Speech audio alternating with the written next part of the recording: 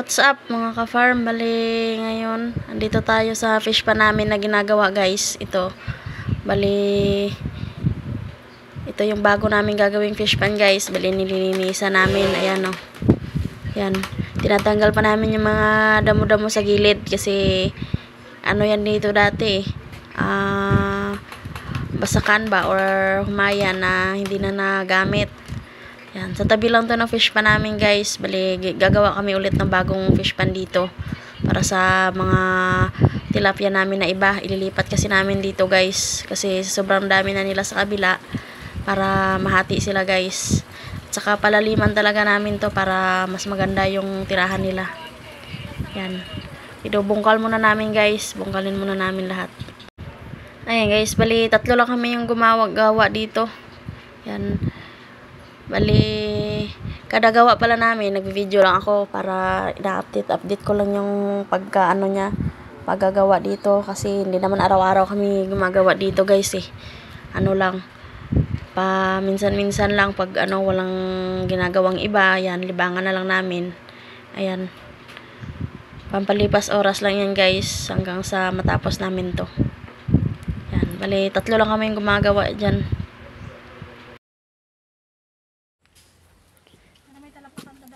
Yan, malapit na matapos guys.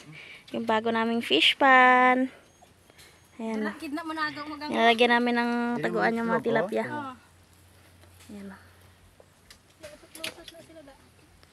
Yan. May kalapyatan pa masaka pa. Ano gusto ko di? Kaya nakapyat ko di. Gul. Yan yung bagong fish pan namin guys. Goloy. Hindi pa totally tapos. Pero malapit na.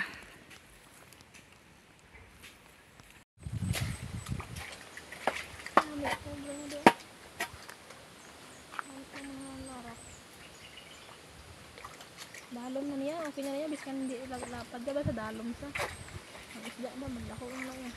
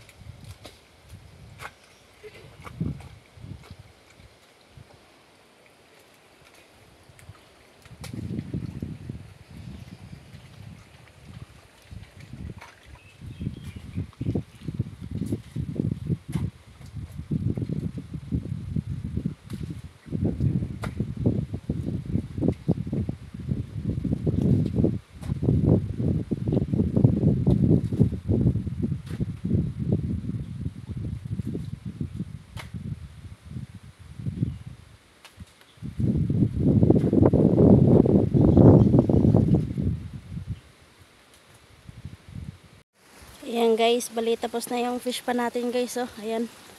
May tubig na rin. Bali, kanina pinagawa ko to. Nagsukol na lang ako guys kasi ano na rin eh, malapit na rin naman siyang matapos. Nagpagawa na lang ako sa ano, isang tao lang. Nagbayad lang ako. Kasi wala na kaming oras eh. Ayan, bali, nalagay ko na rin yung ano, yung water lily ko na nakuha galing sa eskwelahan. Ayun guys, oh. Ayan. Paparamihin ko yan dyan guys. Tawag dyan sa iba, azola. Yung para siyang ano, pinapakain talaga sa tilapia. Yan guys, so may mga tanim na rin na Madrid cacao. Yan, tinanim nila ni Saido at saka ni Gisa. Gaya nito guys. Yan, dati dyan, ganyan din yan. Stick lang yan ngayon, no? Kita nyo. Mahaba na, ano na. Dami ng sanga-sanga. Ganda lang ng pagkaano nila. Yan, ganyan din yan dyan, mangyayari sa ano, sa Madrid cacao na tinanim nila. Bali sa likod, tamna namin ng niyog at saka gemilina. Para pag nagbaha, para pang sangga siya sa baha ba. Para hindi madali masira yung kahon. Ayan guys, bali yung tubig dito, pag napuno yan, tatransfer yan dito sa kabila. Pero bago yan, lilipat ko muna yung mga tilapia namin dito guys. Ayan o. Kasi ayan o, Baba na yung tubig dito masyado kasi sa ang dami ng putik or mga labnang ba sa ilalim, kaya tanggalin na naman namin yan yung mga putik, palaliman ulit bago sila lagyan ulit ng bagong tilapia. Pero lahat yan ng tilapia na yan, i-transfer ko mo yan dito. Muna dito yan sa kabila.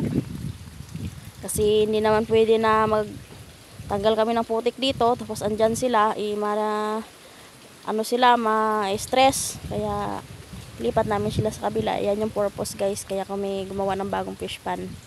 Yan guys. So, marami pa naman bagong similya yan. Yan o. Yan. Medyo maliit na yung tubig, pero siguro by next day lilipat ko na sila pag na marami ng tubig dito sa kabila. Ayan. Sa wakas tapos na rin yung fish pa namin na siguro mga ilang buwan din namin to na na pinaghirapan. Ayan, kaming 3 lang din yung gumawa niyan. Ayan. 2 fish pa na to, kami lang gumawa talaga niyan, 3. Kasi pag wala kaming ginagawa, yan yung libangan namin. Bali dito may akyatan, may bato. Pero dyan pag may tubig na hanggang dito, bali pwesto na ng tilapia yan. Ayan o. Yan, may mga buho-buho dyan o butas ba. Yan. Pinaparami ko yung yung water lily ba, yung azolla para pagkain din nila yan. Yan. Yan lang muna. Update lang tayo sa natin. Fish pan natin. Ang saya lang kasi tapos na rin. Dadami na yung tilapia namin. Pag walang ulam, yan. Mingwit-mingwit lang. Yan. Update na lang namin kayo pag may laman na to.